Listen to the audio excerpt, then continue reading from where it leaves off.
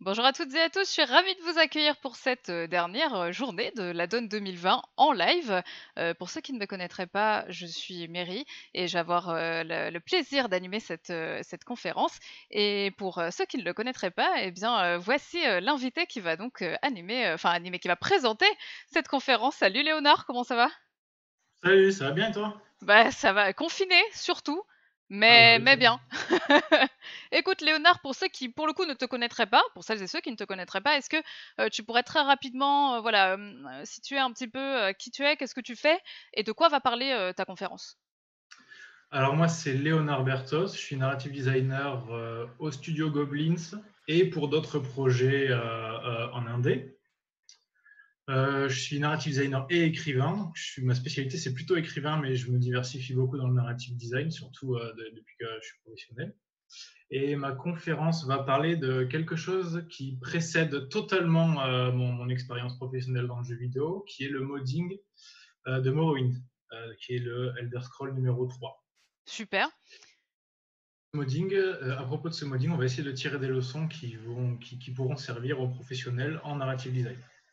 Écoute, ce que je te propose, juste avant de commencer ta conférence, si jamais vous avez des questions, je vous propose, à vous, qui regardez ce live de les mettre dans le chat. On les prendra, on va les sélectionner et on les posera à la fin lors d'une petite session de foire aux questions. Mais avant, est-ce que tu veux démarrer? Est-ce que tout est bon pour toi? Si tout est bon pour toi, on entre direct dans le vif du sujet, Léonard. Ouais, c'est bon. Allez, c'est parti. Je te laisse faire un petit partage d'écran avec les slides. Alors, je vais retrouver où c'est. Partage d'écran. Tac. Super. Alors, donc le thème, je vais essayer de cacher tous les trucs qui nous ont gênés pendant le test. Voilà. Et voilà. Normalement, c'est bon. Super. Alors, la conférence porte sur. La conférence s'intitule Faire parler les foules. Elle porte sur le système dialogue de The Elder Scrolls 3 de The Elder Scrolls 3 Morrowind. Et je l'ai sous-titré Expérience de modeur parce que je n'ai pas travaillé sur aucun Elder Scroll en tant que professionnel. Moi, c'est Si une expérience de. Oui, Si je peux dis-moi. me permettre de t'interrompre parce que justement il y avait, dans le chat, Elvin qui demandait s'il y aurait, une VOD. Juste pour préciser que oui, en fait, hein, cette conférence, va être, enregistrée. Vous pourrez trouver, la VOD directement, eh bien, en replay sur Twitch, mais elle sera aussi toutes les conférences seront aussi réuploadées sur un YouTube dédié, qui regroupera toutes les conférences de cette add-on 2020. Voilà, pardon, excuse-moi Léonard, vas-y, je t'en prie. Pas de problème. Donc, c'est une expérience de modeur que je vais vous présenter, mais qui me sert tous les jours au développement de jeux narratifs. Donc, pour me présenter un peu plus précisément, donc moi j'ai travaillé.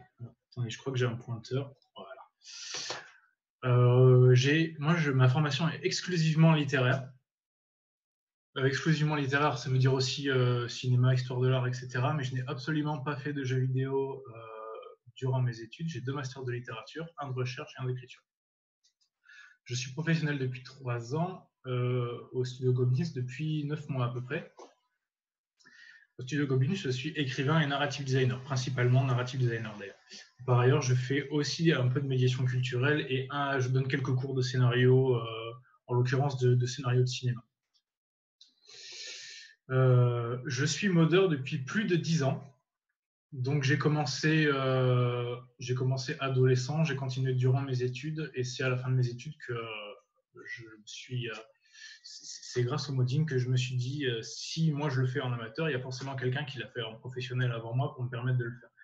C'était quel Pourquoi genre de ne... mode, que tu faisais? C'est pas indiscret, Ben, je vais en parler un peu plus tard dans la présentation. Ah bah, parfait.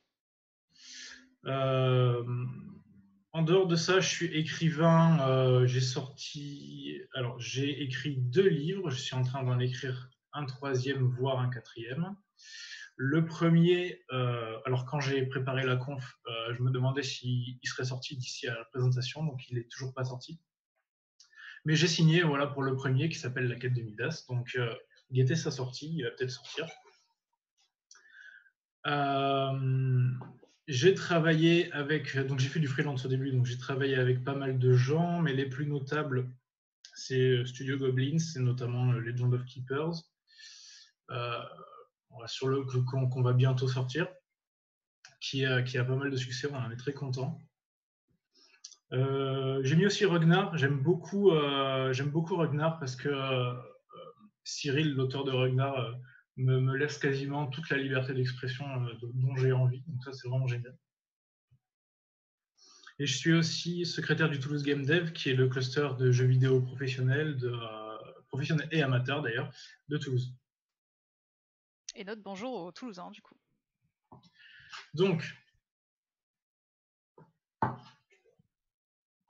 cette présentation va parler de Morrowind. Donc, vous n'êtes pas obligé d'avoir joué à Morrowind. Je vais le présenter pour vous. Je vais vous le présenter d'un point de vue très subjectif. On va y venir en temps et en heure, évidemment. Je vais vous parler du modding. Vous n'êtes pas obligé de savoir ce que c'est, ni de connaître, ni de modder, ni d'être modeur. Et j'espère on aura le temps, tout à la fin, normalement à peu près à la moitié du talk, on va parler du narrative design. Ensuite, il y a évidemment énormément de mèmes qui sont à peu près proportionnels à mon syndrome de l'imposteur.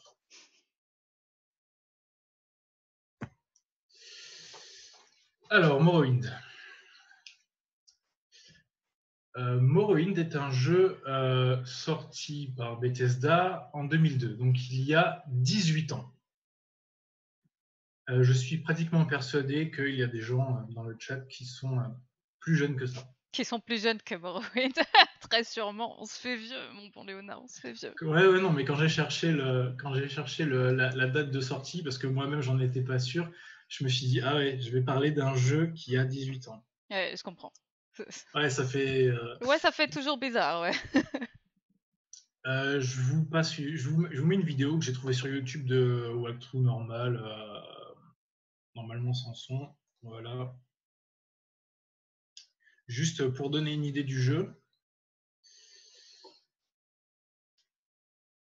Donc c'est un RPG open world à l'américaine, tel qu'on l'entend quand on dit RPG open world à l'américaine. C'est la suite de Daggerfall et il est suivi par Oblivion, puis Skyrim. Skyrim, vous le connaissez forcément. Juste avant, il y a eu Oblivion et juste avant, il y a eu Morrowind. Alors c'est là qu'on va entrer dans la subjectivité. Ce que je vais vous dire sur Morrowind, c'est quelque chose qui n'a absolument rien d'une vérité scientifique telle que je vais vous le présenter. Cependant, il est fondé par toute une communauté de fanatiques de Morrowind et par certains développeurs du jeu lui-même. Il représente l'âge d'or de Bethesda d'un point de vue artistique pour énormément de gens. Et artistiquement, moi-même et pas mal d'autres personnes, on a tendance à considérer que Bethesda évolue dans son ombre, artistiquement parlant. J'entends par là qu'à chaque sortie d'un nouvel Elder Scroll, il y a un DLC qui suit, qui rend un hommage plus ou moins explicite à Morrowind.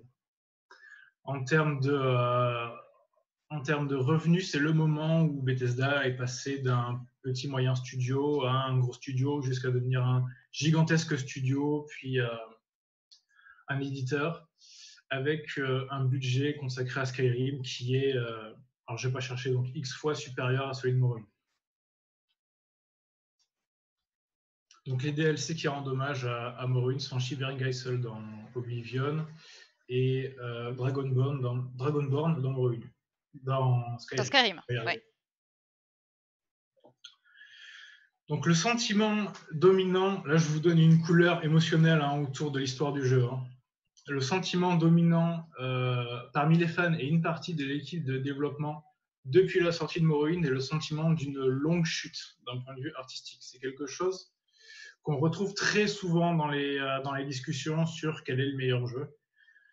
Mais avec le recul, évidemment, le recul que j'ai pris aujourd'hui, notamment en devenant développeur, mais pas uniquement, c'est que on se permet de juger en tant que joueur. Après, en tant que développeur, c'est beaucoup plus compliqué. Et en fait, comparer les Elder Scrolls les uns aux autres, c'est relativement peu pertinent, parce que les choix sont explicitement différents d'un Elder Scroll à l'autre.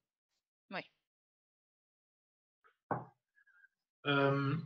Ceux qui participent, les développeurs qui participent à l'idée d'une longue chute sont Michael Kirkbride, l'artiste écrivain, qui a la réputation d'être un génie fou et qui était donc concept artiste sur Morrowind et qui était aussi écrivain de certains bouquins qu'on peut trouver en jeu. Enfin, avancer un tout petit peu la vidéo parce que là, c'est la création de personnages. Dans l'histoire de Morrowind, Michael Kirkbride était en rapport de force permanent avec Todd Howard, qui était le boss et qui est toujours le boss de Bethesda.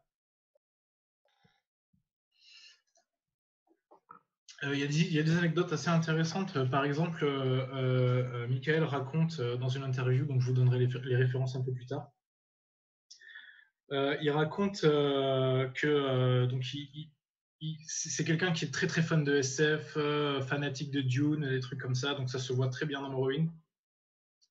Donc quand il dessinait un monstre, il apportait à Todd Howard. Todd Howard lui disait « c'est trop spécial, ça va pas plaire, fais quelque chose de moins spécial ». Donc il retournait dans son bureau et quand il revenait, il avait fait un monstre encore pire et il disait « voilà, j'ai fait ce que tu m'as dit ». Et Todd Howard lui disait « bah non, finalement, le précédent était mieux ». Kirkbride n'a pas été réengagé ni pour Oblivion ni pour Morrowind. Ils se sont séparés sans s'être engueulés, mais clairement, ils n'avaient pas la même vision de ce que devait être un jeu vidéo de fantasy. Ken Rolson, c'était le responsable narratif de Morrowind.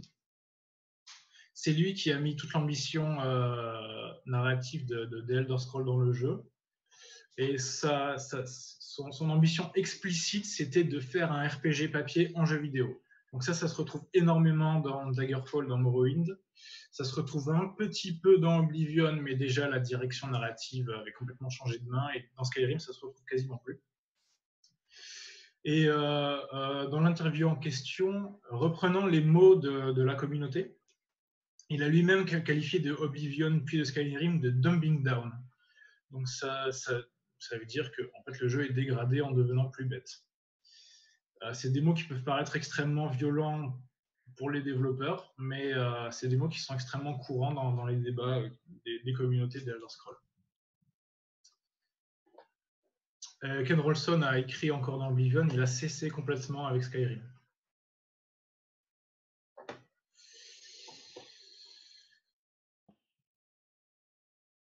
Alors, il faut que je retrouve un peu mes slides. Vas-y, je t'en prie. Alors, je vais juste m'arrêter sur une slide pour vous donner une idée un tout petit peu plus précise de ce que ça donne en jeu, en plus de ce que vous avez pu voir en vidéo. Ouais. Donc, il y a un côté très FPS, vous avez vu qu'il y avait des dialogues. Un des trucs les plus RPG classiques de Morrowind, c'est les menus. Ça, c'est très important pour se rendre compte du feeling du jeu si on ne le connaît pas du tout, c'est qu'on fait clic droit et il y a ça qui apparaît. C'est chargé, hein. Donc, en fait, c'est un peu intimidant et comprendre les systèmes du jeu, ça prend beaucoup de temps. Mais l'avantage, c'est que, contrairement à Skyrim et Oblivion, en un clic, vous avez tout sous les yeux. Là, vous avez toutes les statistiques liées à votre personnage. Là, vous avez une carte. Là, vous avez toute la magie. Donc, ça, c'est les sorts. Et là, vous avez la totalité de votre inventaire.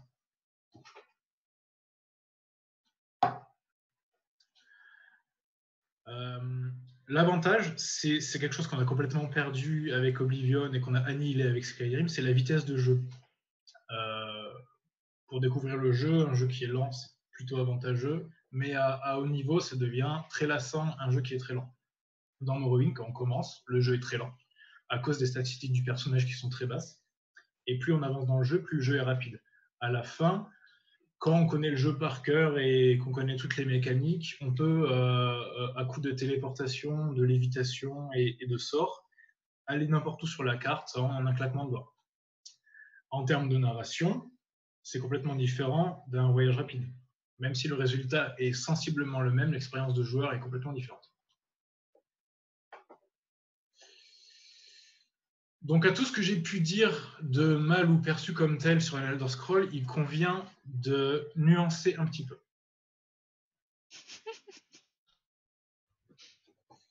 Bonne slide.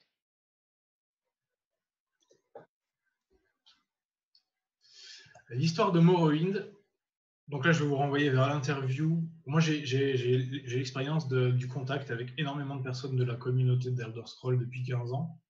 Donc on entend toujours des choses, il y a toujours des gens qui sont en contact direct ou plus ou moins direct avec les anciens développeurs.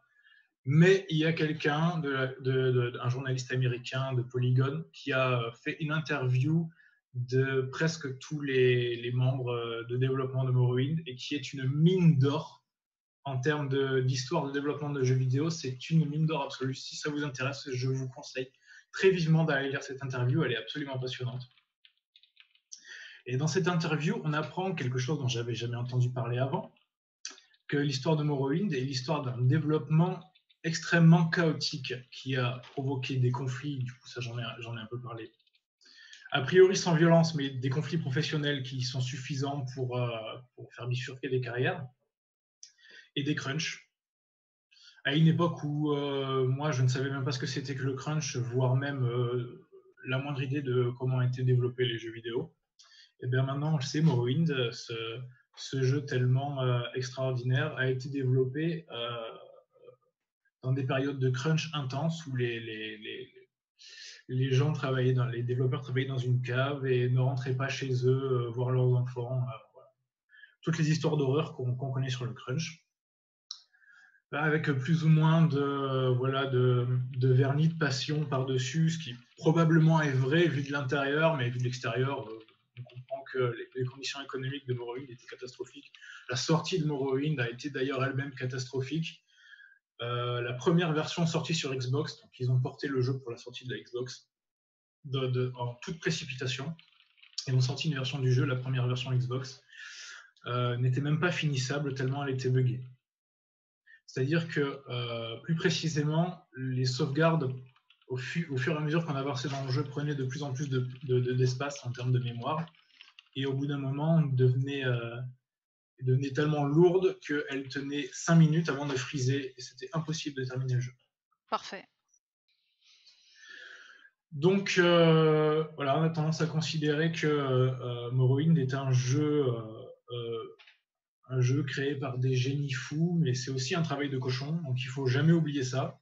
C'est qu'il faut énormément relativiser, voilà, il faut le faire descendre de son piédestal, l'observer sur toutes les coutures et comprendre que avec suffisamment de distance critique et de bonnes conditions de travail, on pourrait faire aussi bien dans bien meilleures conditions. En gros, si on y jouait en 2020, j'imagine que ce serait très compliqué d'arriver à y jouer en l'état, quoi. Ben, alors justement, je voulais quand même préciser, j'ai beaucoup parlé avec des gens qui avaient une certaine, comment dire, un FOMO, Fear of Missing Out, c'est-à-dire la peur de rater quelque chose de gigantesque en ne jouant pas à Morrowind. Mmh. Moi, j'ai eu ce sentiment lorsqu'est sorti Disco Elysium, par exemple, où toute la presse disait il y a un avant et un après en termes de narration. Moi, j'étais bien embêté parce que c'était mon métier. Et mes principales références, c'était un jeu qui avait 18 ans. Donc, c'est pour ça aussi que j'ai fait ce talk. C'est aussi pour montrer qu'on peut trouver des ressources extrêmement inspirantes dans des choses très vieilles, les réactualiser. Et en même temps, il faut relativiser le FOMO dans le développement de jeux vidéo. C'est quelque chose qui risque de vous mettre de la pression pour rien, en fait. Moi, le talk que je vous fais là, idéalement, il vous permet de vous dispenser de jouer au jeu, au moins sur le contenu de ce talk. C'est-à-dire, moi, j'ai 15 ans d'expérience de Morrowind qui m'a permis de tirer les conclusions qu'aujourd'hui je vous livre. Voilà. Donc, il jouait maintenant, je me souviens d'Anthony qui avait fait le premier talk d'Adon. Il m'avait dit moi, jamais de la vie, je joue à Morrowind en 2020. Et je le comprends parfaitement. Moi, ma version de Morrowind, il y a 150 modes dessus. Donc, c'est pas la version à laquelle vous allez jouer en installant le jeu. Mais est-ce que vous pouvez jouer à Morrowind avec 150 modes comme première run? Moi, je vous conseillerais pas. Ouais. Alors, je regarde où j'en suis dans mon plan. Vas-y, Peut, je pense qu'on peut commencer à parler de modding. nickel.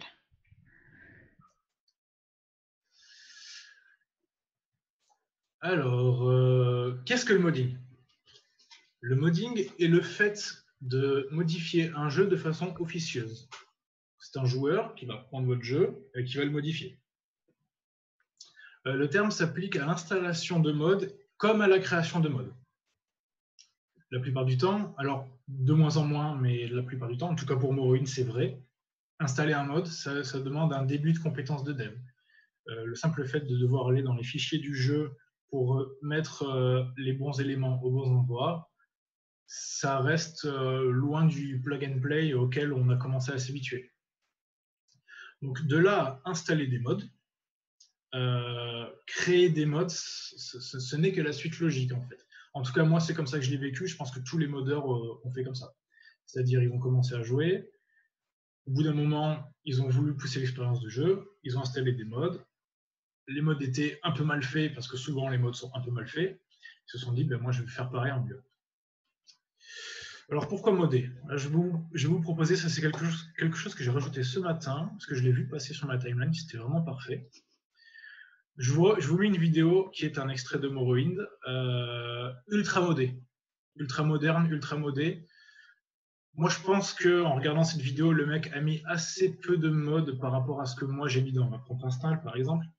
Sauf que c'est des modes qui poussent le jeu vraiment beaucoup plus loin que ce que vous avez vu dans la vidéo tout à l'heure. Donc c'est pour ça que c'est vachement intéressant. Vous voyez déjà, rien que l'intro là. Enfin bref, je vous laisse observer. Pendant ce temps, je vous propose de se demander en détail pourquoi modder. Et je me Modder, permets ça aussi, permet. oh pardon, je faisais un rappel aussi que si jamais vous avez des questions, n'hésitez pas à les poser dans le chat et Léonard y répondra à la fin de la présentation. Voilà, excuse-moi Léonard. Pas de problème. Alors, je vais essayer d'accélérer un peu parce que je vois que ça fait déjà 20 minutes. Alors, pourquoi modder?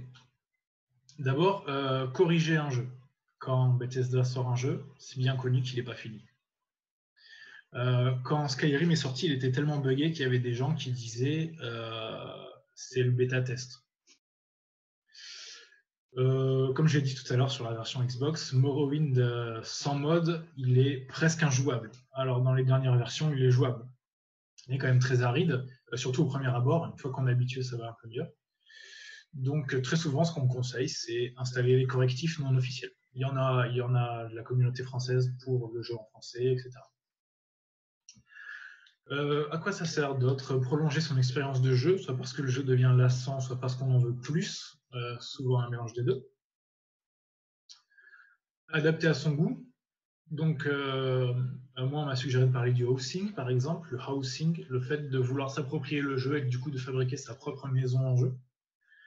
C'est quelque chose qui est devenu tellement populaire en modding que même il y a des DLC officiels. Il y a eu des DLC officiels sur Skyrim qui s'appelle Earthfire, je crois, qui permet de construire sa propre maison. Même dans Morrowind, à l'époque, le DLC Blood Moon permet de fonder sa propre colonie. Pour ma part, dans mon installation de Morrowind, je l'ai transformé en gestion survival. Ça veut dire j'ai ajouté de la faim, de la chasse, du sommeil. J'ai transformé c'est les Sims Morrowind, quoi. Parodier. Donc Morrowind et Doom, par exemple. Doom, je vais en parler un tout petit peu plus loin. C'est des usines à mèmes. Alors, quand on est dans les communautés de Morrowind, maintenant Morrowind est tellement vieux qu'il n'y a plus grand chose à dire dessus. C'est des usines à mèmes. J'ai piqué plein de mèmes que j'ai rajouté à la presse, vous allez les voir. Trop cool. Donc évidemment, actualisé. Là, vous voyez des graphismes. Donc ça, avec les modes modernes de Morrowind, vous pouvez mettre à genoux votre ordinateur, il n'y a aucun problème. Moi, je sais, par exemple, que sur mon installation, je l'ai fait, disons que mon actualisation de Morrowind, elle a déjà 10 ans au niveau des graphismes, parce que sinon, ça vous kill tellement votre install que vous ne pouvez plus rien installer. Et on rentre dans les choses intéressantes pour nous développeurs. Utiliser les outils de développement. Ça, on va le voir un petit peu plus loin. En fait, dans Morrowind en particulier, on utilise des outils dont les développeurs se sont servis eux-mêmes pour créer le jeu.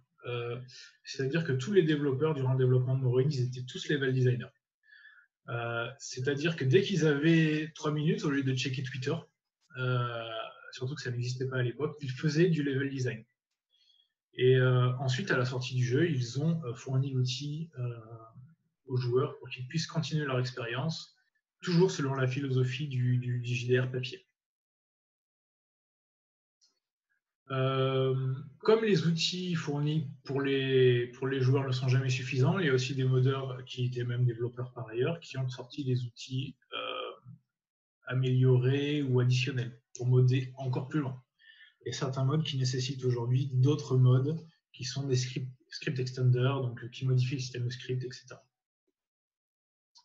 Évidemment, pour ceux qui ont le courage ou ce genre de passion totalement masochiste, à mon sens, coucou Daniele, on peut créer ses propres outils pour modder Morrowind. J'en parlerai à la fin de la presse. Quand vous créez des mods, normalement, en fonction du jeu, mais pour Morrowind c'est le cas, vous créez des outils qui vous appartiennent. Donc vous pouvez les rendre open source. On en parlera un peu plus loin. Pour moi, le modding, ça fait partie des choses qui ont probablement incité à sortir des outils comme Unity aujourd'hui. On pourrait presque qualifier Unity, en tout cas Unreal à l'époque, on peut dire que c'était le cas, je suppose, je pense, en tout cas c'est mon idée, que Unreal à l'époque c'était un outil de modding de Unreal le jeu. Oui. Unity, c'est devenu un super outil de modding qui permet de créer n'importe quel jeu. En dehors de ça, modder, ça permet aussi de collaborer à échelle internationale. Alors moi, j'ai choisi de collaborer à échelle nationale parce que voilà, le français, quoi. Je travaille en français, j'aime travailler en français. Et la communauté française des Elder Scrolls est toujours active. Même sur Morrowind ? Oui, totalement. Alors on est 3, hein. On est 3-4, hein, mais on est 3-4 membres actifs, ce qui fait que si quelqu'un vient poser une question, il a une réponse. Génial. Depuis une semaine, je me suis mis sur Age of Empires Definitive Edition. Il est sorti, je ne sais pas quand il est sorti, mais il n'y a pas longtemps. Enfin, en tout cas, dans ma timeline, c'était il n'y a pas longtemps. Je rappelle que je joue à des jeux qui ont 18 ans. Hein. Désolé encore pour le coup de jeu. Si je pose une question pour modder Age of Empires, j'aurai peut-être une réponse dans une semaine. Ouais. J'ai une réponse dans la soirée. C'est impressionnant. Notez que ça c'est très subversif, mais je pense qu'il faut dire des choses subversives pendant les talks. C'est comme une game jam qui ne fait pas la promotion du crunch ni de la compétition.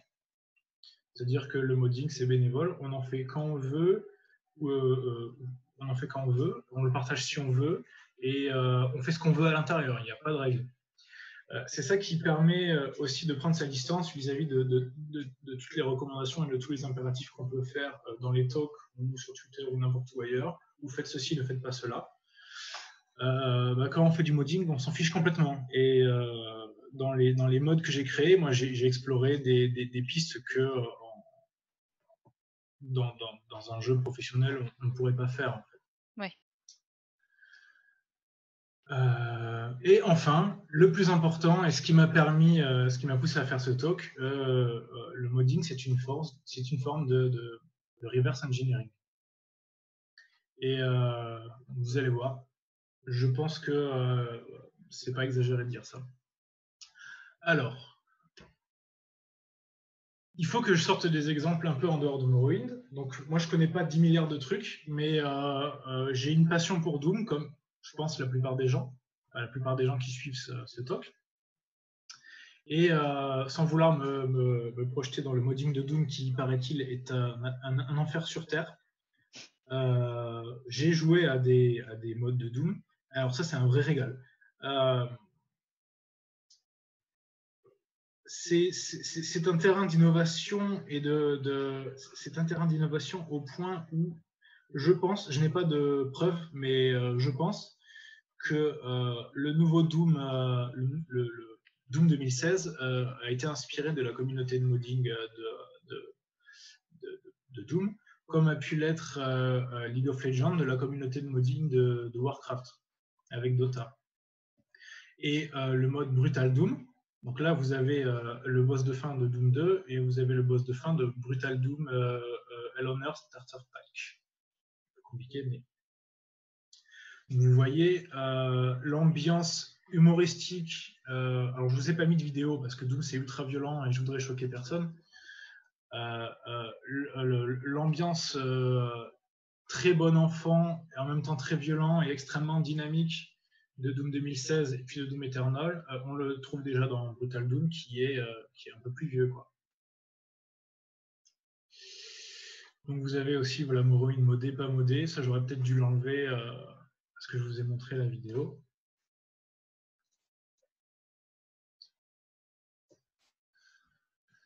Il y a quand même des problèmes liés au modding. Des problèmes qui sont, je pense, énormes et bloquants pour la plupart des gens. Et vous avez bien raison. Déjà, le temps que ça prend. Alors ça, n'en parlez pas. Hein. Le mode qui m'a permis de prendre confiance en moi, parce que j'en ai fait plusieurs, mais mon très gros mode de Morrowind, hein, je crois que j'ai mis 5 ans à le faire, plus. Waouh. Ouais, après je le faisais pendant mes études, tu vois, donc en même temps j'écrivais un bouquin, je faisais 10 000 trucs. Donc ouais, mais 5 ans sur un projet sans le lâcher, c'est bravo. Hein. Ouais, et puis ouais, je crois que c'est plus que 5 ans, hein, mais en termes, ce serait un projet professionnel, on me dirait, mais tu es fou, fais autre chose. Et vous auriez bien raison.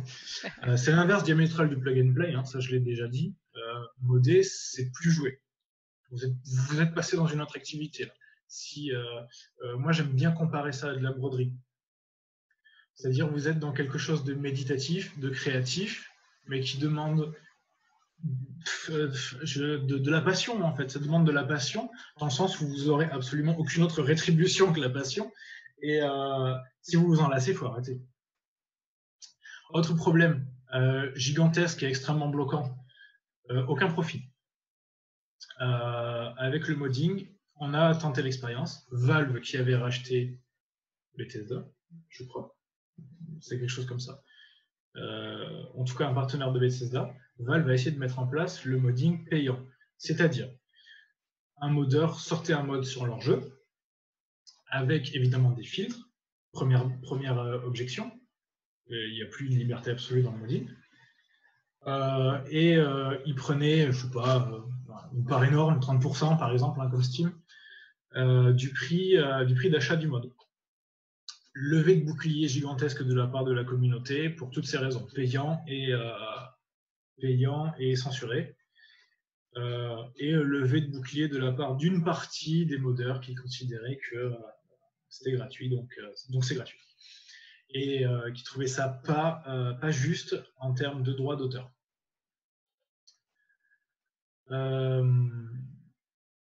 Troisième problème, les droits d'auteur. Alors, il y a 2 écoles. Il y a un article, je l'ai mis tout à la fin. À la fin, j'ai une bibliographie. Je pourrais vous passer les slides. Très bonne idée. Voilà. Un article sur le scandale de Warcraft 3 Reforged qui m'a permis de comprendre les problèmes de droits d'auteur liés au modding. Quand est sorti Reforged, donc Warcraft 3 Reforged, soit dit en passant, qui est Warcraft 3 qui était un des jeux qui m'a donné envie de faire de l'écriture et puis ensuite qui m'a donné envie de faire du modding, donc très important. Un jeu très important dans mon histoire personnelle. Quand le jeu est sorti, ils avaient dans les conditions d'utilisation, en gros, au tout début, tout ce que vous créez sur Warcraft, pour Warcraft, autour de Warcraft, appartient à Blizzard. Alors en France, c'est pas possible, ça c'est interdit, mais aux États-Unis, ils ont le droit de faire ça. Et si vous cochez OK et puis vous jouez à Warcraft, tout ce que vous créerez appartiendra à Blizzard. Ça, c'est la version droit exclusif. Les jeux comme Morrowind, c'est droit partagé. Tout ce que vous créez vous appartient. Tout ce qui est issu de Bethesda leur appartient. Ce qui fait qu'en créant un mode, vous créez un objet hybride qui vous appartient à moitié, qui appartient à moitié à Bethesda. Et donc, c'est impossible à commercialiser. Et du coup, le fait de laisser les modes gratuits, quelque part, Valve a fait demi-tour, hein, historiquement. Valve a renoncé et je pense qu'ils avaient raison. Ils ont reconnu que c'était un objet hybride et qu'on ne pouvait pas le commercialiser, etc., etc. Je ne sais plus si j'ai prévu. Oui, j'ai prévu la séquence rendez-vous au jeu modable, donc on en parlera plus tard. Très bien. Alors, exemple de projet sur lesquels moi j'ai pu travailler, donc je peux vous en parler un petit peu. Quand j'étais tout petit, tout gamino, moi j'ai commencé à modder sur StarCraft parce que c'était un des premiers logiciels d'édition que j'avais compris. C'est-à-dire le système de déclencheur. On faisait pas juste des maps multijoueurs, tout ça, parce que de toute façon, multijoueur, j'ai toujours été nul, surtout sur les RTS. J'adore les RTS, mais j'ai toujours été nul. Ah bah top là. Le multijoueur, ça me pulvérisait à chaque fois. Donc moi, j'aimais bien les trucs narratifs dès le départ, puisque c'est des trucs solo. Et StarCraft, c'était un des premiers que j'avais compris de système de déclencheur. Donc, deux possibilités de créer un dialogue entre le jeu et le joueur. Et autre passion, subvertir le game design du jeu par la narration, pour faire quelque chose de plus narratif que ce que le jeu avait prévu à la base. Et j'avais sur StarCraft fait un jeu exclusivement, fait commencer une campagne exclusivement avec des unités d'infiltration de toutes les races. Et j'avais fait un jeu d'infiltration. Bon, ça a disparu dans l'Oblivion, hein, c'est normal, dès qu'on change d'ordi, de toute façon. J'ai modé un peu sur Age of Empires 2, donc sur des vieux trucs que je refais maintenant sur le nouveau Definitive Edition, parce que ça aussi, ça a disparu. Les chroniques Gargantuine. Je fais une série de campagnes sur Gargantua. Je crois qu'il n'y a jamais eu de jeu vidéo sur Gargantua. Bah, moi, c'était mon objet de mémoire en littérature. Ah génial. J'ai fait aussi donc du coup des mods sur Morrowind. Un que j'ai commencé il n'y a pas longtemps, qui est un vieux projet, mais que je probablement finirai jamais parce que ça reste quand même relativement rébarbatif quand on n'a pas la passion, qui était de faire un jeu de gestion sur Morrowind de mines de Quama. Donc les Quama qui sont des espèces de fourmis géantes qui font des œufs qu'on peut manger comme des fermes. Et évidemment Castel Virit qui était du housing à l'origine, qui est devenu une ville entière avec des donjons, des quêtes, etc. Donc là, je mets en défilement automatique pour que vous voyez quelques screenshots. Castello-Virit, c'est une cellule extérieure entièrement transformée et à peu près 60 cellules intérieures, 200 personnages, 50 quêtes et tous les personnages ont des dialogues originaux. Excellent. Plus des séquences de gameplay qui subvertissent le game design, comme par exemple le fait de pouvoir hop, ça allait plus vite que prévu. Plus des séquences de game design qui subvertissent complètement le gameplay, notamment le fait qu'à un moment donné, on se fait capturer et on se fait prendre tout notre équipement et on devient esclave dans une mine. Et le but, c'est de s'échapper de la mine. Ça, c'est une séquence qu'on retrouve dans Skyrim. Ils m'ont piqué mon idée. C'est vrai qu'on la retrouve dans Skyrim, c'est vrai. Ouais. Bon, la mienne est mieux quand même. Donc, transition. On a presque tous commencé amateurs dans le développement de jeux vidéo et il n'y a pas si longtemps, il n'y avait pas de formation de jeux vidéo. Moi, personnellement, je n'avais pas du tout connaissance d'école de jeux vidéo et de toute façon, je suis pas sûr, j'étais très sérieux comme étudiant, je ne suis pas sûr que j'aurais choisi ça. Puis finalement, je suis content d'avoir suivi une voie littéraire parce que ça me donne des compétences un peu originales, quoi. Donc, il ne faut absolument pas hésiter à... Moi, en tout cas, c'est une piste que je défends. Il ne faut pas hésiter à se lancer dans le jeu vidéo quand on n'a pas fait d'école de jeux vidéo. Bref. Moi, je pense qu'on peut valoriser le modding comme une passerelle entre le joueur et le développeur. Et du coup, on va pouvoir se lancer dans le système de dialogue de Morrowind. Allons-y. Puis on a 20 minutes à peu près, hein, c'est ça, hein?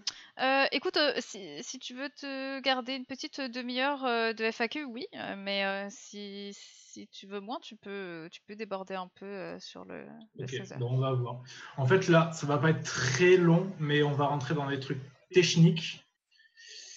Donc, il faut surtout pas que tu hésites à m'interrompre si tu trouves ça obscur ou si le chat trouve ça obscur. Ça marche.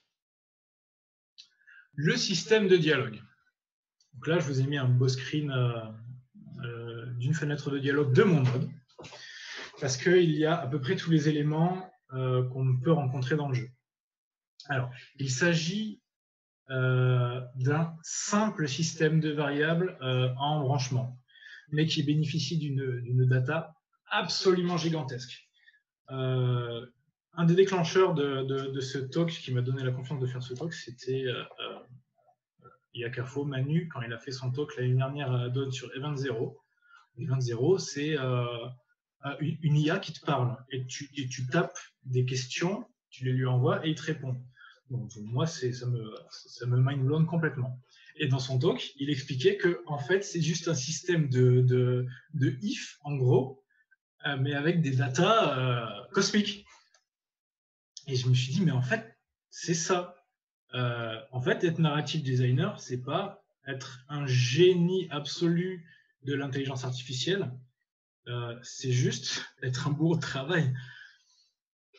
Et donc, du coup, comme data, on peut trouver l'ethnie du personnage à qui on s'adresse, l'ethnie du personnage joueur, les allégeances du personnage auquel on s'adresse, les allégeances du personnage joueur.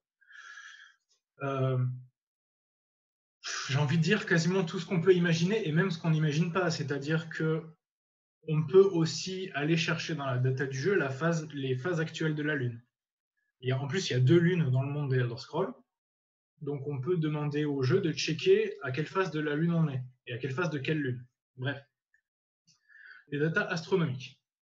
Donc, il y a un dialogue avant d'avoir un dialogue entre le personnage et le joueur. Il y a un dialogue entre le scénario et le jeu. En contrepartie, le joueur est libre dans sa façon de circuler dans une conversation. On va prendre un moment pour décrire ce qu'on a sous les yeux. Vous avez le nom du personnage. Vous avez ce qu'il dit quand il dit bonjour. Vous avez tous les sujets que vous avez débloqués et pour lesquels ce personnage a quelque chose à dire. Vous avez le bouton qui ferme la fenêtre. Vous avez le système de persuasion et vous avez son niveau de persuasion. Là, ce qu'il faut comprendre, de toute façon, si vous avez joué à Oblivion, peut-être pas Skyrim, mais Oblivion, vous avez le niveau de persuasion du personnage. C'est un jeu, Morrowind en tout cas, en particulier Morrowind, c'est un jeu très politique, très politique, dans le sens où il véhicule des messages politiques, mais dans le sens aussi où on fait beaucoup de politique dans le jeu. Et pour ça, j'ai trouvé un mème il y a 2 jours que j'ai rajouté à ma presse. En gros, le système de persuasion de Morrowind, c'est un jet de dés à chaque fois que vous voulez le persuader juste avec des mots, mais si vous êtes riche, en gros, vous lui filez un pot de vin gigantesque, ça marche pour à peu près tous les personnages. Bah écoute, simple mais efficace. Bah, c'est un côté réaliste, peut-être, non? Je sais pas. Je sais pas, moi j'ai jamais filé de pot de vin, donc je saurais pas te Moi dire. non, moi non plus, mais en tout cas, ça présente une certaine idée de la politique. Morrowind présente une certaine idée de la politique. Complètement. Ensuite, quand on sélectionne un sujet, alors là, ça se voit pas, mais on a cliqué sur le sujet, nous séparons. Donc là, voilà ce qu'il dit quand on clique sur nous séparons. Ensuite, il y a l'impact gameplay.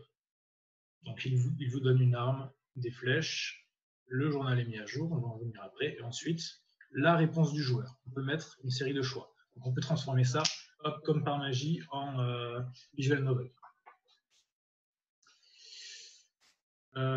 Donc, on peut presque parler d'un open world dans les dialogues, dans le sens où, à tout moment, on peut fermer la fenêtre, on peut cliquer sur tous les sujets sans les lire.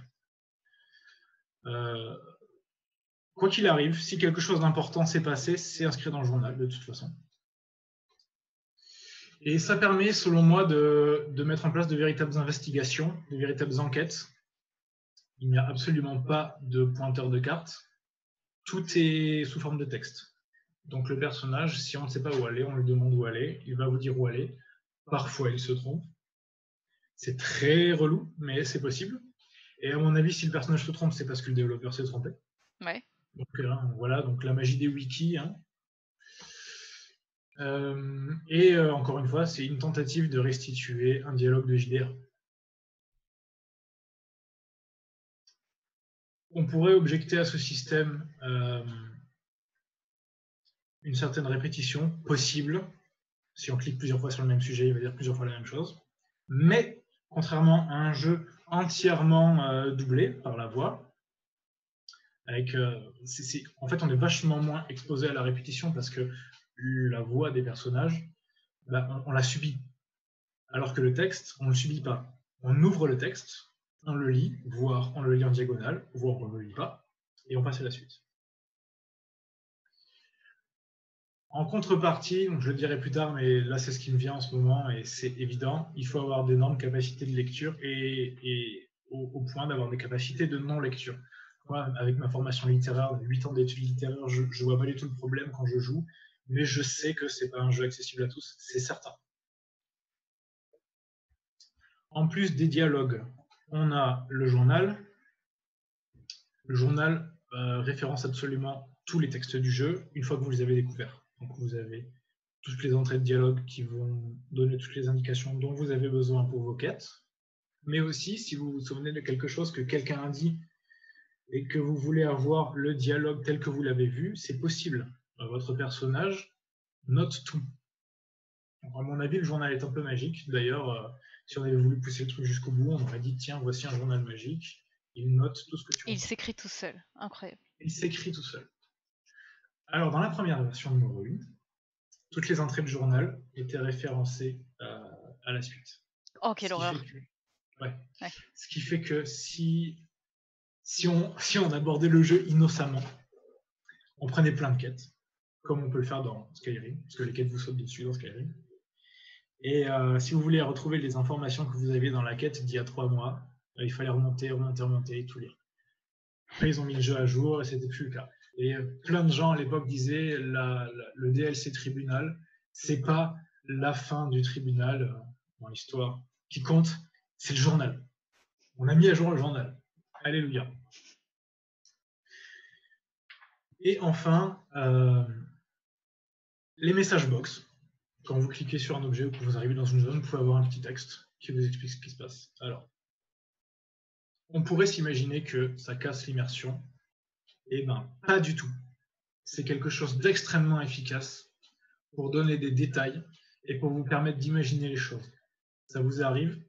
Le jeu ne peut pas tout, mais les message box peuvent remplacer tout ce que vous pouvez pas faire. Et vous arrivez parfois dans une grotte et le jeu vous dit, vous sentez une odeur, ça sent comme ça. Et ça, c'est très JDR.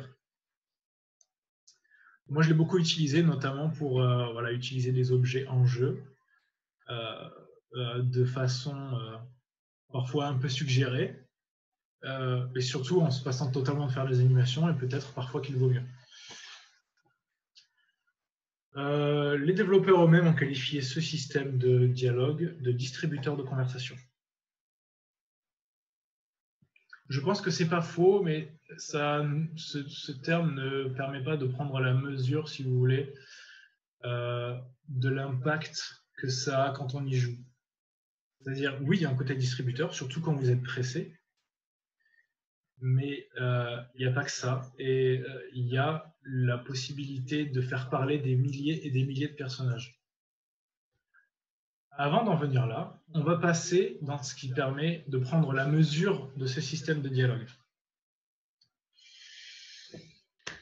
On passe dans le côté qui fait mal à la tête. Ça, c'est ce que vous voyez quand vous ouvrez le Elder Scrolls Construction Set.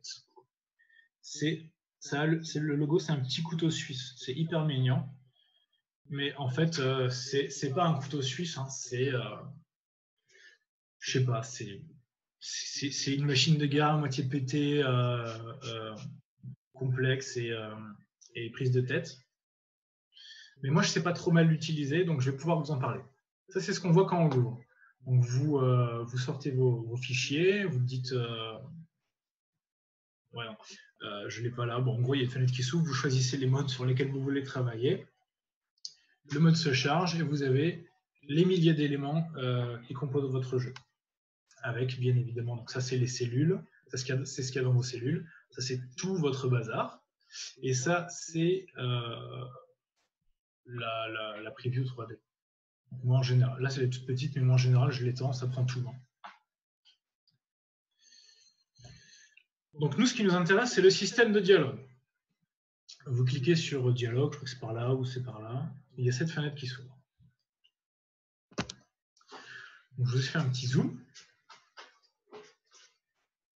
Dans le système de... Donc ça, c'est ce que vous voyez, c'est le back-end des dialogues qu'on a vu tout à l'heure avec le personnage.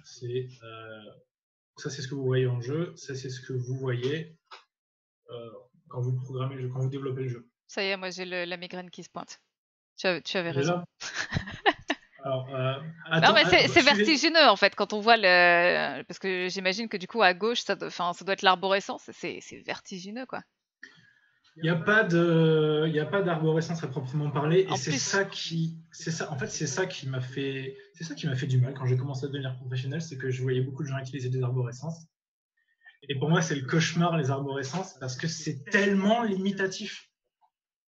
C'est pour ça, dans le chat tout à l'heure, dans la conférence de Daniele, j'ai vu sortir ces arborescences, et je sais que pour la plupart des gens, c'est beaucoup plus clair. Ouais. Et pour moi, je vois des spaghettis. Dans le jargon, on appelle ça des spaghettis. C'est des liens qui se mélangent. Ça, c'est un classeur. Et c'est un classeur mal foutu, mais c'est un classeur. Donc, suivez bien mon pointeur. Vous avez tous les sujets du jeu. Donc, ce qu'on avait dans la colonne de droite, là, maintenant, c'est dans la colonne de gauche. Ça, c'est ce que vous avez dans chaque sujet. Donc là, il y a le sujet Aller ensemble qui est sélectionné. Là, c'est toutes les répliques possibles et imaginables de Aller ensemble. Ça, c'est le contenu des répliques. Alors, vous avez, parenthèse, c'est pas le plus intéressant, mais vous avez un onglet Salutations. C'est la première chose que lisent les personnages quand ils vous parlent. Et vous avez l'onglet Journal. Ça fonctionne exactement pareil. Vous avez une entrée de journal qui correspond à une quête. Vous avez toutes les entrées possibles et imaginables. Vous avez la progression de la quête. Et vous avez le contenu, ce que voit le joueur. Donc sur les dialogues, vous avez le contenu des dialogues et les conditions. Alors, c'est là que ça se complique. Vous avez toutes les conditions principales les plus utilisées, ici. Toutes les conditions les plus utilisées, donc l'ID du personnage si vous voulez qu'il y ait un seul personnage qui parle, la race, la classe, la faction, le rang, etc. Ce qui caractérise les personnages. Vous avez des fonctions, et là vous avez toutes les fonctionnalités qui n'ont pas été prévues ici, mais que vous pouvez rajouter là, en fait. Et là, c'est un outil de scripting, en fait. Après, vous avez la disposition, le sexe du personnage qui n'est quasiment jamais utilisé, et toutes ces fonctionnalités-là, n'y touchez jamais. Pourquoi? C'est cassé, ça marche pas. D'accord, très bien. Et enfin, vous avez le résultat du dialogue, qui est aussi un outil de scripting, mais là, il va falloir le taper à la main.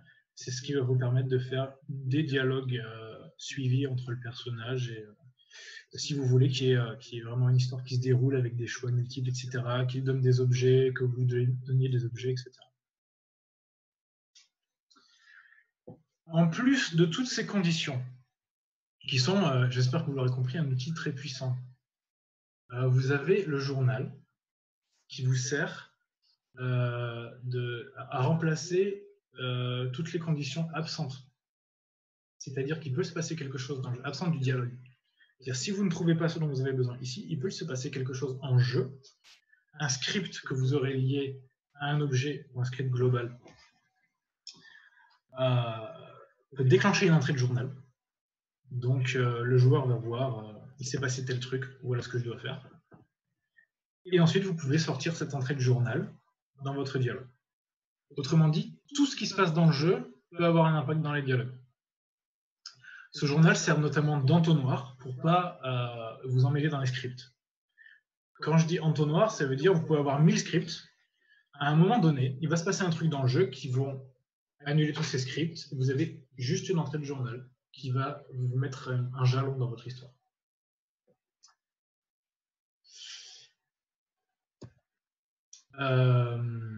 Donc on note là-dedans que l'association à un personnage n'est qu'une condition parmi d'autres qu'on n'est pas obligé de remplir. Est-ce que vous avez compris? Ça va? Alors moi, je dirais que ça va. J'attends que le chat réponde pour prendre un peu de la température, mais en tout cas jusque-là, écoute, il y a déjà, voilà, c'est déjà quelques questions, mais les gens sont globalement très passionnés par ton propos. Voilà, sache-le. Parfait, parfait. Bah écoute, je suis très content parce que j'avais très peur. La personne qui m'a aidé à relire mon talk qui m'a dit non mais là on comprend plus rien.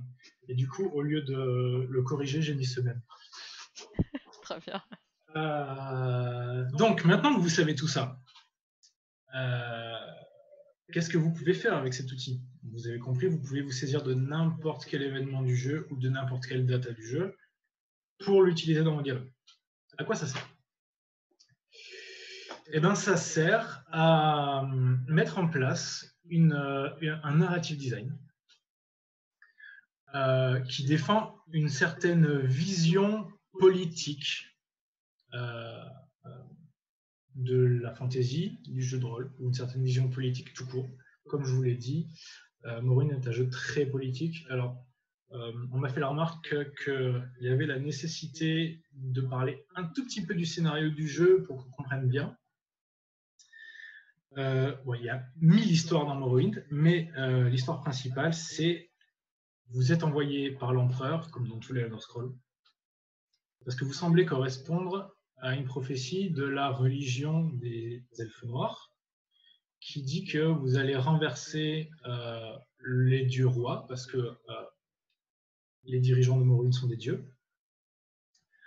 Vous allez renverser les dieux rois, et en même temps, vous allez renverser leur diable, qui est Dagotur, le grand méchant de Morrowind, parce qu'ils ont tous les deux, ils tirent tous les deux leur pouvoir de la même source. Vous allez détruire cette source et vous allez renverser tout le monde à la fois. Ce qui va permettre, évidemment, à l'empereur d'avoir une coudée supplémentaire dans le pouvoir qu'il a installé à Morrowind, parce que vous allez renverser tout le système religieux des elfes noirs. Thématique colonialisme, déjà, bim, de base. Ensuite, la théologie, la théocratie, deuxième couche de politique. Ça subvertit complètement l'idée de héros prophétiques. Alors apparemment, dans l'interview, Todd Howard voulait une histoire classique. Il a toujours voulu des histoires classiques, et pour lui, les Elder Scrolls, ça doit être de la fantasy classique. Et quand je dis que les Elder Scrolls évoluent désormais dans l'ombre de Morrowind, c'est que malgré cette vision, il est quand même obligé de rajouter du steampunk dans Skyrim, etc. Donc voilà, c'est... et malgré cette vision-là, Ken Rolston, lui, il ne l'entendait pas de cette oreille, il ne le voyait pas de cet œil, et il a instauré comme règle dans les Elder Scrolls qui sont toujours valables aujourd'hui, aucun élément de narration ne provient d'un point de vue omniscient. C'est-à-dire que tous les éléments de narration que vous allez voir, c'est un personnage du jeu, de son point de vue de personnage du jeu, qui l'a énoncé. Cette règle de narration, moi je l'applique à mes romans, parce que je la trouve absolument géniale en termes d'immersion dans un contexte de fantasy. Mais là, pour le coup, c'est juste une question de positionnement, j'imagine, à la base. De la part des développeurs? Ouais. Oui, complètement, sauf que c'est une règle qu'ils ont respectée de toute éternité. Ça permet de confronter les points de vue des personnages, ça permet de tenir des discours sur l'aliénation. Dans Morrowind, être un enfant de la prophétie, déjà à aucun moment on en est certain. À aucun moment on est sûr d'être un enfant de la prophétie. Tout ce qu'on sait, c'est que c'est un complot politique duquel on fait partie, et des personnages surnaturels valident ou ne valident pas notre appartenance à cette prophétie. Le personnage de Vivek, par exemple, qui est le dieu roi un des 3 dieux rois des elfes noirs, dans toute la première partie du jeu, il considère qu'on est un hérétique, et puis à un moment donné, il se rend compte que il ne peut plus reculer, et il dit d'accord, tu accomplis la prophétie, tu as gagné, et tu vas aller taper Dagobah. Mais pourquoi est-ce qu'il le dit? Il le dit parce que pendant minimum 1 mois en temps de jeu et minimum 3 mois en temps, en temps réel, vous avez passé tout le temps de jeu à faire de la politique, à convaincre les dirigeants un par un que vous êtes de la prophétie. Vous avez fait votre propagande, vous êtes allé voir des gens influents, etc. Tout le jeu, c'est ça. Alors forcément, bon, petit crochet, je précise que je ne l'avais pas noté, hein, et j'y pense maintenant, les fans absolus de Morrowind qui détestent Skyrim, ce qui n'est pas mon cas, je joue à Skyrim, ont tendance à considérer, et je pense qu'ils ont plutôt raison, c'est qu'au bout de 5 minutes dans Skyrim, vous êtes l'enfant de la prophétie, mais à aucun moment dans Morrowind, vous êtes l'enfant de la prophétie. Pour ce qu'on sait, vous êtes un politicien extrêmement véreux et aussi extrêmement violent qui prend le pouvoir. Morrowind, c'est ça. Alors, ce petit scénario donne une vision, qui donne une certaine vision du déterminisme et de la psychologie sociale. En fait, les concepts de héros, de destin, d'impérialisme, de nationalisme, la politique, la propagande, tout ça, c'est des thèmes abordés sous une vision par laquelle, comment dire, pas marxiste en fait, mais bon, voilà, c'est vraiment de la psychologie sociale et du déterminisme. Et si vous voulez, ça va à contre-courant de ce qu'on entend très souvent en fantasy, de ce qu'on voit très souvent en fantasy. Si vous me suivez sur Twitter, vous savez que assez régulièrement, je rappelle que la fantasy, c'est très souvent de droite. Et selon un certain point de vue, Morrowind, ça subvertit ces visions. Il n'y a pas que Morrowind, mais en tout cas, Morrowind, j'en suis plus ou moins sûr. En termes de réalisme, ou plutôt de vraisemblance, le fait que les personnages puissent tenir tous des discours très similaires, en fait, si on y réfléchit, c'est ce qu'on fait. C'est-à-dire que quand on discute ensemble, on ne fait que relayer des choses qu'on a entendues avec certaines petites nuances. C'est pour ça que c'est très important d'avoir cette vision-là, qu'on y adhère ou pas, quand on s'adonne à ce genre de narrative design, que la politique, c'est avant tout un système de clans. Franchement, en politique française, je ne pense pas que ce soit ouf de dire que la politique française, c'est un système de clans. Dans Morrowind, les personnages sont rangés par clans. Et ils vont dire des choses très similaires. Sauf que, avec le système de dialogue, vous allez avoir des milliers de PNJ qui sont générés, qui sont créés avec une certaine data, pas procéduralement, les PNJ sont créés un par un, mais ça va procéduralement générer des discours qui auront été écrits au préalable.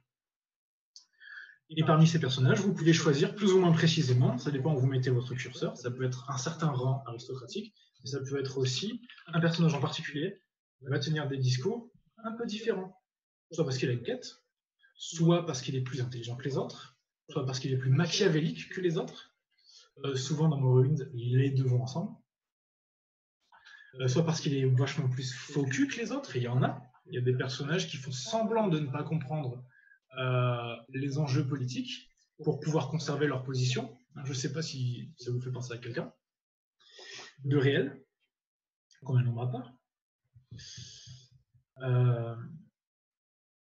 Voilà, donc, et vous, dans ce jeu-là, vous êtes un manipulateur d'opinion. Donc, vous êtes un manipulateur d'opinion dans les dialogues, vous êtes un manipulateur d'opinion quand vous allez chercher des objets importants pour telle tribu ou pour tel personnage qui a besoin d'un peu plus que d'or pour être convaincu, ou vous êtes un manipulateur d'opinion quand vous mettez un coup d'épée dans la tête d'un gêneur. Et ça arrive très souvent. Il y a des personnages qui sont impossibles à convaincre. Le jeu vous dit à un moment donné, arrêtez d'essayer, là on est lag. Ça, c'est quelque chose qui est très intégré au gameplay parce que un RPG américain classique, c'est souvent ça.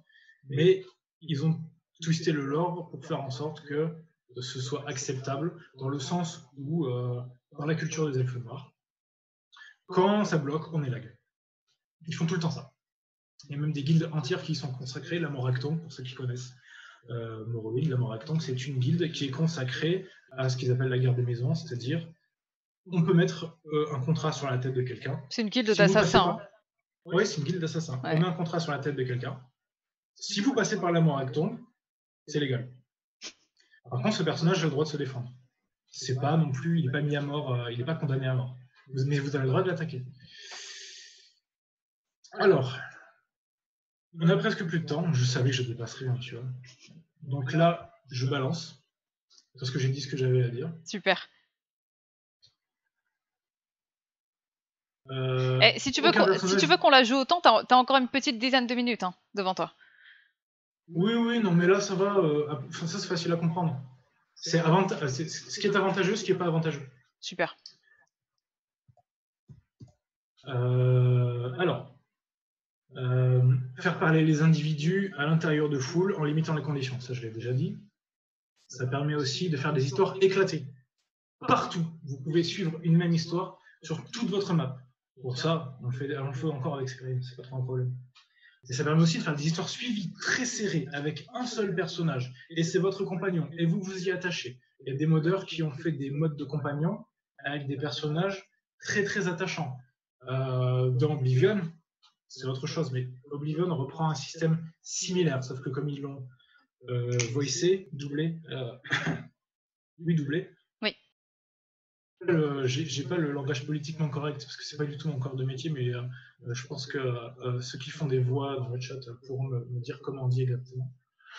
Il y a une histoire très émouvante de Terry Pratchett, qui était joueur fervent de Morrowind et qui commençait à être très atteint d'Alzheimer, mais il voulait pouvoir continuer à jouer en étant malade. Du coup, il allait voir la communauté de modding. Il allait dire je commence à avoir des absences pendant que je joue, créez-moi un compagnon qui va me guider à travers le jeu. Et il y a un modeur qui a créé un compagnon qui guide le personnage joueur à travers le jeu. Et si jamais, en l'occurrence Terry Pratchett, se perdait, il pouvait aller voir son compagnon qui était toujours avec lui et il lui disait je suis perdu, trouve-moi la sortie, qu'est-ce que je dois faire maintenant, etc. Cette histoire est absolument merveilleuse sur ce qu'est capable de faire le modding en termes d'accessibilité, en termes de... voilà. Terry Pratchett était évidemment testeur de ce mode. Évidemment, la parole performative. Vous avez bien compris qu'il y avait un lien constant entre le scénario et le jeu. Donc, vous pouvez aussi dire quelque chose dans les dialogues et ça va avoir un impact dans le jeu. Ça, s'il n'y a même pas besoin du modding pour ça, c'est déjà le cas dans le DLC Blood Moon. Quand vous faites votre colonie, vous pouvez aller voir votre constructeur et dire maintenant on fait une forge. Vous partez, une semaine plus tard vous revenez, ils ont fait une forge. Évidemment, ça permet de traiter de politique, ça j'avais déjà dit, de façon très très poussée, puisque vous avez la vision du discours de toute une nation, même de plusieurs nations. Vous pouvez aller voir un paysan lambda, lui demander son avis sur les choses, il va avoir un avis tac, tac, très terre à terre, parce que c'est un personnage lambda, et vous prenez la température du discours ambiant. Si vous devenez un personnage très subversif, c'est le cas dans la quête principale, le personnage va vous dire vous êtes un hérétique, vous devriez aller en prison. Il y a des personnages parfois qui vous attaquent si vous abordez certains sujets. Et puis vous sauvez le monde, et il y a des gens qui vous disent oh, non, on avait tort, en fait, maintenant vous êtes notre dieu, etc. On peut aller encore plus loin, on peut faire parler des objets. Moi, j'avais l'ambition de créer un mode avec une épée qui parle. C'est tout à fait possible. Finalement, je ne l'ai pas fait. Je pense que je ne le ferai pas. Dommage, c'est une très bonne idée, je trouve. Ouais, mais maintenant, je vais en faire un personnage d'un roman. Donc, génial. Il faut essayer de localiser ces idées. Sinon, les gens ils pensent que vous faites toujours la même chose. Enfin, ils s'en rendent compte plutôt. Ah, dernière chose. Alors oui, ce screen. Je ne sais pas si vous arrivez à lire. Il vaut mieux que vous n'arriviez pas à lire. Il est un petit peu croppé sur la gauche, mais ça va. Un des avantages, c'est de pouvoir avoir des ambitions littéraires dans le jeu. Je sais que c'est potentiellement subversif d'avoir des ambitions littéraires dans un jeu vidéo, mais dans ce système-là, c'est tout à fait possible. Et d'ailleurs, le jeu Morrowind est, à mon avis, très bien écrit. Pas toujours très très bien traduit, parce qu'ils l'ont traduit dans l'urgence. Et puis surtout, il y a des milliers de textes à traduire, mais traduits. On pourrait aller encore plus loin Et voici un screenshot de Daggerfall. Je voudrais juste attirer votre attention sur un détail du jeu. Vous pouvez, dans Daggerfall, là, choisir le ton dans lequel vous vous adressez au personnage. Génial. Et vous voyez les répliques de votre personnage. Là, je pense qu'il faut être dingue. Je pense qu'il faut être dingue pour faire ça. Mais ils l'ont fait. Et vous pouvez du coup, vous adresser à eux de façon polie, casuelle ou de façon brutale. Et en fonction de l'identité du personnage, ils vont réagir différemment. Gros inconvénient. Public à très grosse capacité de lecture. Franchement, j'ai beau tourner ça dans tous les sens, je pense que il faut. Enfin, c'est un public à grosse capacité de lecture. Localisation, il faut hypothéquer sa maison. La localisation d'un jeu comme ça, c'est l'horreur. Et d'ailleurs, Disco Elysium, ils sont en train de s'y frotter là. Et j'aurais demandé des nouvelles il n'y a pas longtemps, parce que je leur avais envoyé un CV. Donc, spoiler, c'est pas moi qui vais le faire. Et ils m'ont dit que c'est dur, c'est long, c'est cher. Ça impose une UI adaptée à la lecture à l'écran. Alors, je sais que ça, c'est pas très subversif. On est tous d'accord qu'il faut une UI où les textes ne vont pas être pour les fourmis. Mais il sort toujours des jeux avec des textes microscopiques. Donc, moi, je vous le dis, si vous avez l'ambition de mettre des textes dans votre jeu, n'importe lesquels, il faut que ce soit adapté à la lecture à l'écran. Il y a aussi des termes d'accessibilité sur les malvoyants, etc., évidemment. Et, on en parlait tout à l'heure, impossible d'avoir une vision arborescente d'un scénario pareil. C'est impossible. Là, ça fait paquet de spaghetti, c'est même pas un paquet de spaghetti, hein. C'est écran noir. Votre ordinateur explose. Avantage. Bon, j'en ai parlé, remplace beaucoup de features, permet de mettre des voix malgré tout, parce qu'il y a des voix dans Morrowind. Quand vous approchez d'un personnage, il va vous dire un truc. Bon, ça sert à rien, mais ça donne de la couleur au jeu. Ça sert aux gens qui peuvent pas lire, j'imagine. Non. Tu sais, les malvoyants ou non, même pas les personnes malvoyantes, oui, par non. exemple. Le personnage, il va vous dire bonjour, Ah ou oui. poussez-vous en fonction de si vous aime ou si vous n'aimez pas, mais ça va pas beaucoup plus loin. Ah oui, d'accord, c'est les dialogues plutôt type barque. Les barres, c'est ça. Ouais.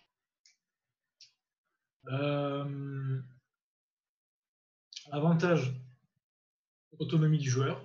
Donc ça permet une liberté de joueur. Autonomie égale liberté. Mais ça donne une certaine vision de la liberté. C'est pas une liberté licence, comme peut l'être Skyrim. C'est une liberté puissance. Le joueur va avoir l'impression d'avoir un impact sur le jeu. Sur Skyrim, vous pouvez faire ce que vous voulez quand vous voulez. Mais, impression personnelle, vous avez l'impression que le jeu joue un peu tout seul, vous suivez le jeu. Dans Morrowind, vous avez une liberté de puissance. Si vous faites rien, il ne se passera rien et vous allez vous ennuyer. Pas de limite technique à la quantité de texte ou à la complexité des conversations. Permet de développer des qualités littéraires, je l'ai dit. Génération à la fois statique et procédurale. Ça rejoint les qualités littéraires. Vous pouvez écrire des milliers de dialogues. Ce seront toujours des textes en dur. Donc vous pouvez forcément faire attention à la qualité de votre texte. Et permet de créer des milliers de personnages cohérents. En dernier lieu, je voudrais vous parler de Open Morrowind. Et après, promis, j'arrête de parler. Open Morrowind, c'est la version open source du Elder Scrolls Construction Set. Qu'est-ce que ça veut dire?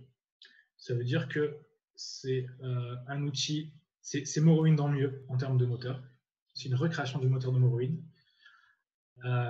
Et c'est open source parce que c'est fait par des amateurs. Donc la data du jeu est séparée du moteur. Ce qui veut dire qu'avec ce moteur, vous pouvez, si vous voulez, créer d'autres jeux que Morrowind. Le truc n'est pas fini, mais quand il sera terminé, à terme, ça voudra dire qu'on aura un moteur qui supporte le JDR en jeu vidéo à la façon de Morrowind, de façon native. Donc, à bon entendeur, si ça intéresse quelqu'un d'autre, moi ça m'intéresse. J'ai pas commencé à jouer à jouer. Oh, le sacré lapsus. J'ai pas commencé à m'y intéresser à ce moteur parce que mon installation de Morrowind est beaucoup trop fragile pour ça. Mais à terme, c'est le futur de Morrowind, c'est sûr. Ce sera très intéressant. Voilà. Et vous avez une bibliographie de toutes mes sources, des communautés francophones de Morrowind et tout à la fin mon Twitter si jamais. Alors le Twitter est un petit peu croppé, mais on reviendra sur tous tes réseaux à la fin de la conférence, quoi qu'il arrive. Ouais. Bon, en tout cas, merci. Super. Eh bien, écoute, si c'est bon pour toi, je te laisse couper le partage d'écran. On va repasser en cam côte à côte pour... Allez, c'est parti. Je retrouve où c'est. Pour une petite foire aux questions. J'arrive, je m'attendais pas, faut que je retrouve où c'est. Tout à l'heure, j'ai galéré et je regalère. Oui, c'est vrai. C'est vrai qu'on a eu un problème là-dessus tout à l'heure. Tout en bas, fermez le partage d'écran.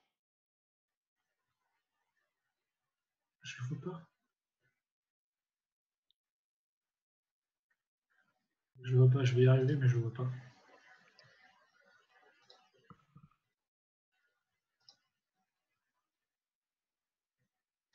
M'attendez pas. Hein. Écoute, si tu veux, on n'est même pas obligé de repasser en cam. Je peux directement te poser les questions depuis eh bien, cet incroyable partage d'écran. Si cela te va. Oui, bah, il faut pas attendre que je m'en sorte, parce que des fois, quand je suis bloqué, je suis bloqué. Très bien.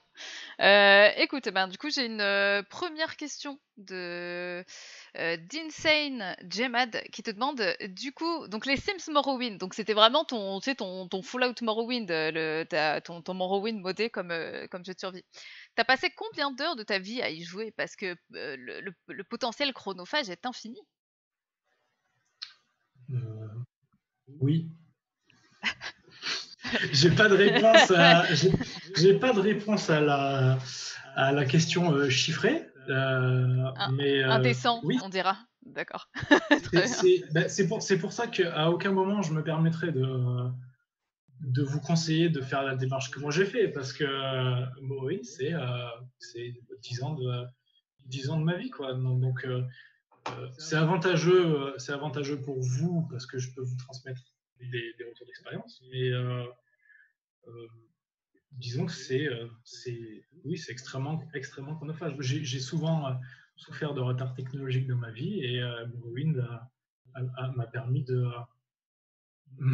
passer beaucoup de temps dans un jeu très bien, qui me passionnait très bien, sans m'intéresser à autre chose, quoi. Ok.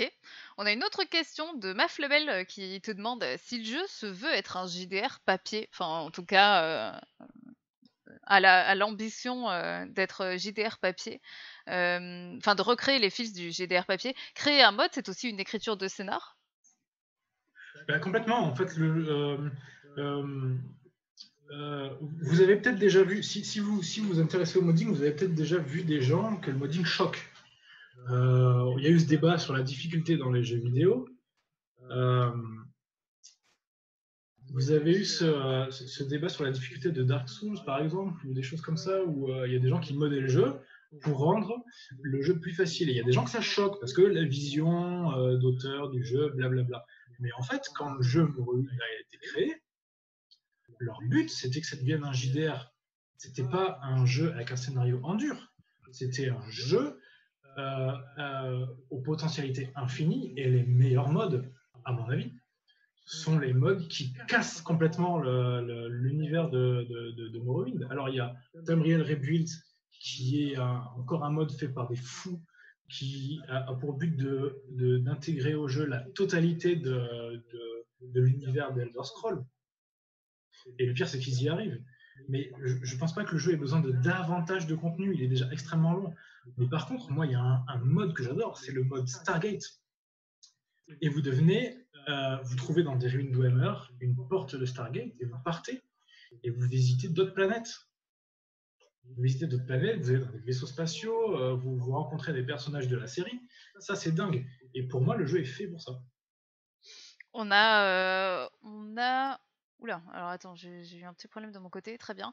J'avais une dernière question, une question d'Igor qui te demandait, est-ce qu'une expérience en modding est pertinente à mettre sur un CV pour postuler dans un métier lié au JV? Très bonne question. Moi, si je fais ce talk, c'est qu'à mon sens, pas assez.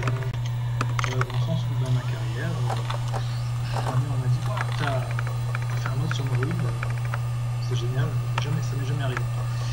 Mais mettez-les.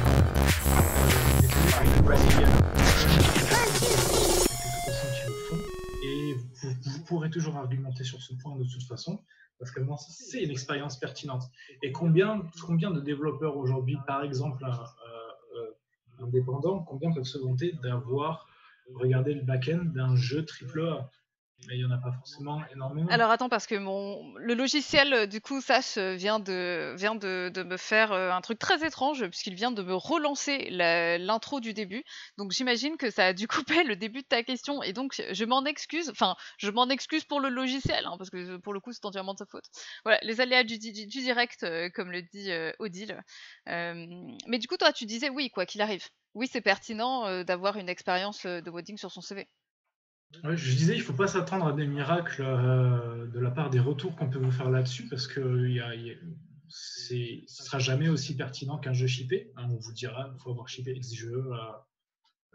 Ça c'est ce qui est le plus pertinent. Mais si vous avez des mods, moi je dis mettez-les, parce qu'au pire, si on vous en parle pas, vous pourrez en parler de votre expérience de modding. Ouais, et je dirais même que, de toute manière, avoir, des expériences perso, sur un CV, surtout dans le jeu vidéo, c'est quelque chose qui est très, très bon, hein, quoi qu'il arrive, hein.